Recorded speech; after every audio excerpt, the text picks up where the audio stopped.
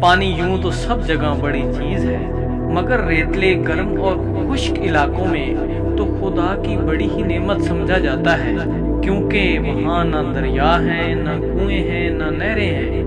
بس جہاں کہیں تالابوں جہڑوں میں میںہ کا پانی جمع ہو جاتا ہے، سب اسی کو دور دور بھر کر لے جاتے ہیں۔ کہتے ہیں ایک ریتلے علاقے کے رہنے والے کو اپنے بادشاہ کی سخاوت کے قصے سن کر خیال آیا کہ میں بھی کوئی چیز بادشاہ تک لے جاؤں تو امید ہے کہ اس کی سخاوت سے خاصی دولت لے کر آؤں گا۔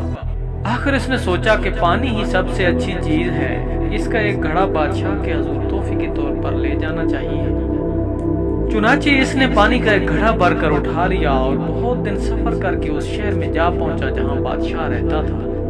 یہ شہر دریا کے کنارے آباد تھا اور اتفاق سے جس وقت گنوار گھڑا لے کر وہاں پہنچا، بادشاہ دریا کی سیر کے لیے کشتی میں بیٹھنے کو تیار تھا۔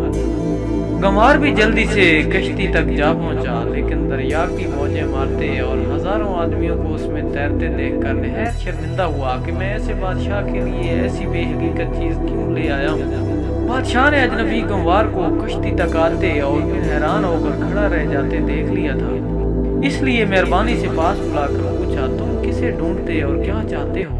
گنوار نے عرض کی، بادشاہ سلامت، میں حضور کے لیے یہ پانی کا گھڑا لے کر آیا ہوں، مگر یہاں آ کر دیکھا تو یہ کچھ چیز ہی نہیں۔ یہ سن کر بادشاہ نے خزانچی کو حکم دیا کہ پانی دریا میں پھینکوا دو اور اس کا گھڑا روپے سے بھر دو کہ قدردان انسان مالیت کو نہیں بلکہ نیت کو دیکھتے ہیں۔